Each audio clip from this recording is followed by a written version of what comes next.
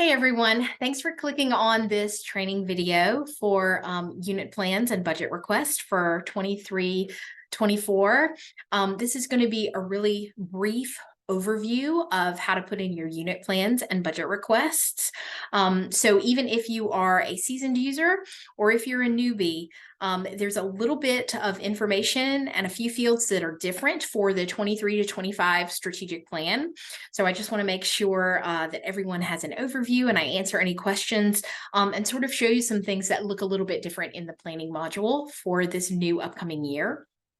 So unit plans and budget requests will be due on June 15th, 2023. So if you have any questions or concerns, you need a little bit of assistance, you can always reach out to me by responding to the email reminder that I send out to you, or you can call my office at 1280. So if we haven't met, hi, my name is Leah Jones, and I'm the Director of Accreditation and Accountability here at the college. And our unit plan process is pretty quick and easy because we use the Compliance Assist planning module, which is a great tool to help us keep everything organized for our strategic plan. So I'm going to go ahead and get started with the training. A quick note, if you are a vice president, you are going to use a slightly different form for your unit plan in this new strategic plan. So I'm going to put a timestamp down in the description of this video so you can skip forward if you are one of the VPs, so that way you can see training that's a little bit more specific to your form at the end of the video. But for everyone else, you can keep watching and we'll go over unit plans and budget request entry. So there are two ways, of course, that you can get to Compliance Assist. The first one is on SharePoint. There is a link for Compliance Assist planning down here on the bottom right. Or if you're working off campus, you can also enter through the OC Tech main page down here at the bottom under Faculty Staff Access. There's also a Compliance Assist link there that will take you to this landing site.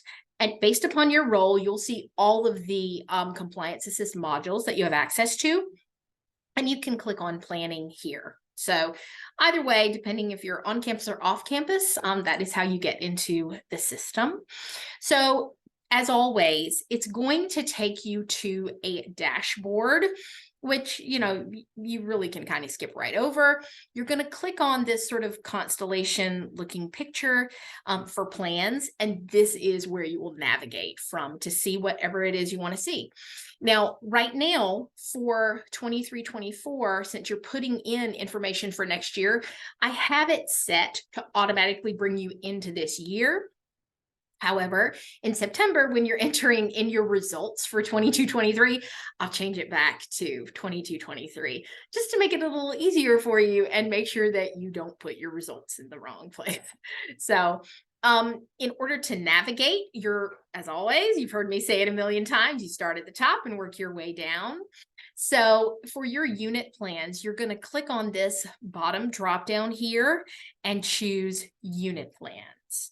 So before we start looking at the forms themselves, I want to go ahead and quickly take you back and show you where our new strategic plan lives here in the system so you can refer back to it because you're going to need to. So here under strategic plan, everyone can see these items. It's our mission and vision, as well as our two overarching goals for the 23-25 strategic plan.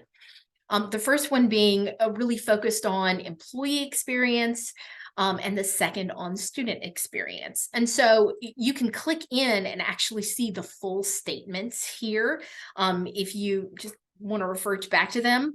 And these are the same statements that Dr. Tobin emailed to everyone last week. So on the next level down are our strategies.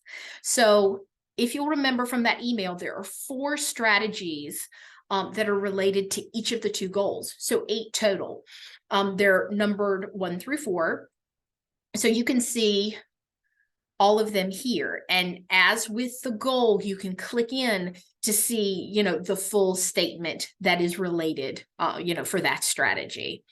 So you can take a quick look here, but as you complete your unit plans, you are going to relate your objective to one of these 8 strategies. So once again, 4 related to goal 1 and 4 related to goal 2. However, so this is, what we've always done in the past, but new for the 23 to 25 strategic plan, you also have the option to relate your objective to one of 6 mission metrics. So there are a wide variety of metrics that institutional effectiveness and the VPs keep up with, and set goals for every year. And so as a part of this new strategic plan, there are 6 of them that are our main metrics that we are tracking. So depending on what your objective is, on the form, you're going to have the option to choose one of these, especially if you work in academic affairs and you're a dean or a program coordinator, you all are going to be the ones who use these most often. But in addition, other divisions may as well. But I wanted you to see that they are here when it's not filled in, but you can see the college-wide metric information. When it's updated, you'll be able to see here what the baseline number is for 22-23, and then what our 23 through 25, 23 through 24, and 24 through 25 goals are for each of these metrics. They will be here. They'll be updated soon. That's so that you can refer to them. But at this point now, as you're writing your unit plan objective and it deals specifically with retention, for instance, you go ahead and relate your objective to it. And I'll show you how to do that now. So we're going to go back down to unit plans. And now you'll make sure that you've chosen yourself on the org chart or your office. So depending on your access, you may not see this entire org chart the way that I do. You may only see, your division in academic affairs, or you may only see your program. It just kind of depends on what your role is. So in this case, I'm going to click on myself as an example. So I work in academic affairs, so that you can see here now everything is sort of rolled out for everyone who works in academic affairs. So for those that do work in academic affairs, I want to highlight, as Dr. Tobin announced, we're going to have a new division in academic affairs. And so you can see here, they have already been, noted here on the organizational chart. So Richard is the head of the new division. And so he is going to be responsible for advanced manufacturing, health sciences, workforce and Con Ed, and professional development. So those of you who are program coordinators, normally when you've put in your unit plans, deans as well, you have probably, it just said like, we'll go here to the previous year and I'll show you what I mean. So in 22-23, there was just this one sort of area here that said academic departments. You clicked here and every academic department was here based on the, 5 divisions that are our deans. So now it's actually more specific. So depending on what division you're in, you'll choose either advanced manufacturing, health sciences, or business computing, education, public service, associate of arts, sciences, and nursing, if you'll be reporting to Williette. So that's just a little bit different. I wanted to make sure that it wasn't confusing for our program coordinators, who these clicks are going to be in a few different places. So just be aware of that. Alrighty, so let's take a look at some unit plans. We'll click back on academic affairs, and I'll show you some that I have added here. Let's see. Okay, it looks like my screen has frozen. Don't you just love when that happens? Let's try one more time. Here we go. Academic affairs. Grants office. Okay, alrighty. So we're in the 23-24 year. And so I'm going to add some plans here. So when you're creating a new unit plan objective, you're going to click on this blue Add Plan Item button. And so what you'll do is choose the 23 to 25 objective. Make sure that you're clicking on the right strategic plan. So it's 23 to 25 in this case, and then a blank form is going to come up for you. So what you'll do is a lot of this is very much the same. If you've done these before, this is going to be a quick overview for you. Of course, you put in your name, you put a brief overview of what your objective is about.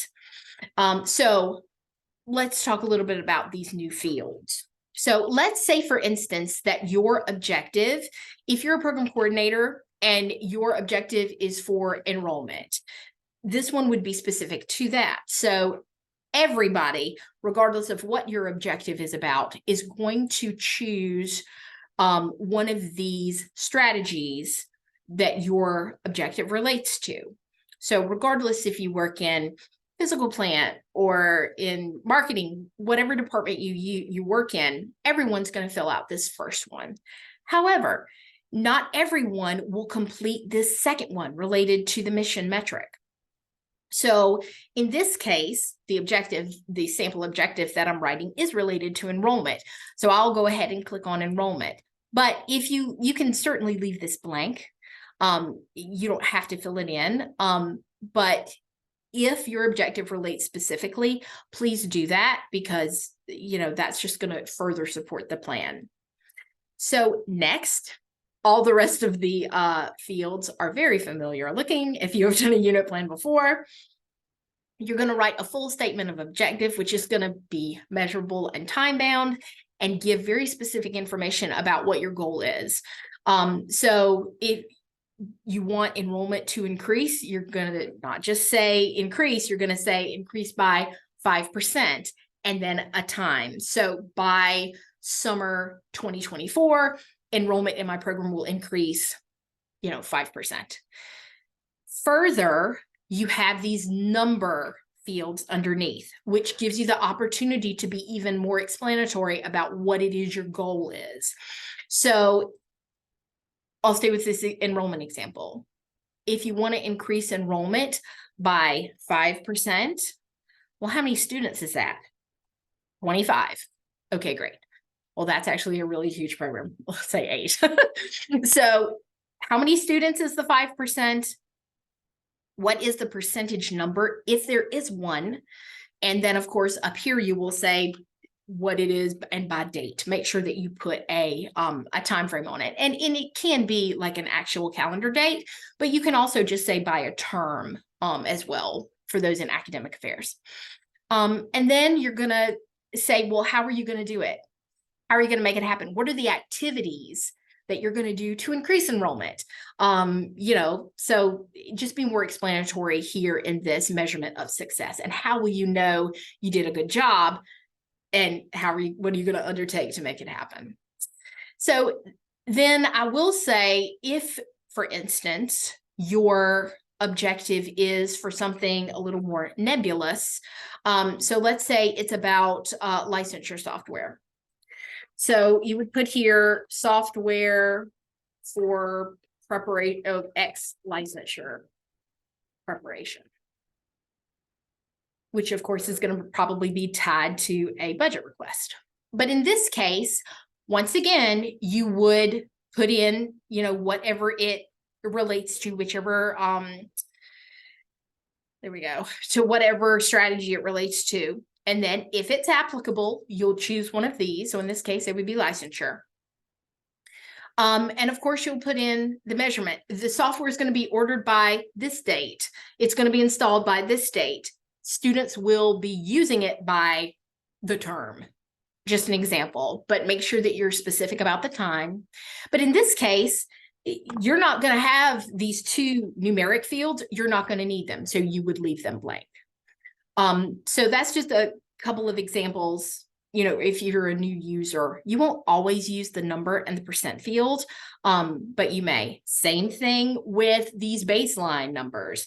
If you are doing a specific measurement, especially if it's for a metric for enrollment, persistence, retention, etc., you're going to want to put in your baseline for the previous year, which helps, once you're putting in your results, you're able to see a very clear picture of where I was, where I wanted to be, and where I ended up. So, and all the rest of these fields are as they've always been. Of course, your results are left blank until September the following year. And then you'll mark your progress as ongoing and click done. I will remind you, in case you aren't aware, there is now an autosave on these forms. Back in the day, if you haven't done these in a while, it did not save. And if a student came in or if the phone rang, it would just poof, it would go away. But now there's an autosave about every 10 seconds. So if something happens and you sit here with this form open for a while, all of your information is not going to be lost, which is very nice. So yeah, that's a quick overview of the unit plan form. So now at this point, I'll show you how to do a budget request form as well. So you'll go in and give me, once again, a quick name or overview of what it is that you want to buy. If you are in academic affairs and you want to buy some program supplies, if you will, try to be as specific as you can in this name item field, because it really helps the VPs once I print everything out into a big spreadsheet, if there is a little bit more information here. So rather than just putting something like rad supplies, be a little bit more specific about what the supplies are for here. So then, of course, you are going to put in a really specific, explanation of what the item is, how it's going to be used, or what group of students it's for, what vendor you think you want to buy it for, and then, of course, down here, how much it's going to cost. If you're not quite sure of how much something is going to cost, just put in $1, and then that way that'll flag us on the spreadsheet so we know to reach out to you and get a little more information, and you and your dean can have a little more conversation. Same thing if it comes from one of Kim's areas. Like, for instance, James has to have work done on air conditioning units or something. He may not know the exact amount. We always say ballpark it, but if you really have no idea, at least put $1. So that kind of will flag. Then also this budget year, I will update this so it automatically will show up as 23-24, which is the year that you're doing it for. So that will be there. Then also you're going to choose one of these 5 categories: equipment, personnel, renovation, IT, or other. Others kind of the catch-all. So if it's a professional development activity you've never done before, something new that perhaps you want to have you're requesting grant money to pay for, you can choose other. This budget request approval, just leave that blank. That is the field that I use. As the VPs prioritize purchases, I come in and I'll mark something as approved or not approved and add some notes, like when you turn in the purchase request form, what account number to put on it, something like that. And then, of course, progress would be ongoing. And so there is a sample budget request as well. So this was a very quick overview of the new 23 to 25 unit plan process. If you have any questions, or if you are a new user, please reach out to me so we can set up some time to sit together. But otherwise, I hope this video will serve you well. It'll be sitting out on YouTube so you can revisit it as needed. So now at this point, the only group who kind of needs to hang around for a few minutes and continue watching are the vice presidents. So they're going to use an administrative form. Okay, so for vice presidents, here I'll do an example. Of course, Dr. Tobin has his own specific form over here. You'll need to make sure that you're entering your unit plans at this administrative unit plan objective level, not just here at unit plans. So you certainly can, it'll let you enter one, but just to make it cleaner, if you will enter it on this administrative level, that would be great. So Dr. Tobin here, if he clicks on president, then he can enter a presidential level objective for 23 to 25. But for everyone else, for Kim, for instance, we'll click on, on business affairs here, and he will just click on the VP level objective for 23 to 25. So this form looks identical to the unit plan form. The fields are the same. It's just you have a different form based upon your administrative level here. And so if needed, we can add further relationships between you and your staff, but really everything should kind of roll up, based on the strategy that it's tied to. So you have both of the fields as well. And I know that based upon my conversation with Dr. Tobin, he really feels like the VPs especially are, for every objective, are going to relate everything probably to a mission metric, even if it's loosely related. So yeah, this has been a quick overview. Please reach out if you need assistance. And I appreciate you guys watching the video, and I will talk to you very soon. Remember, unit plans are due on June 15th.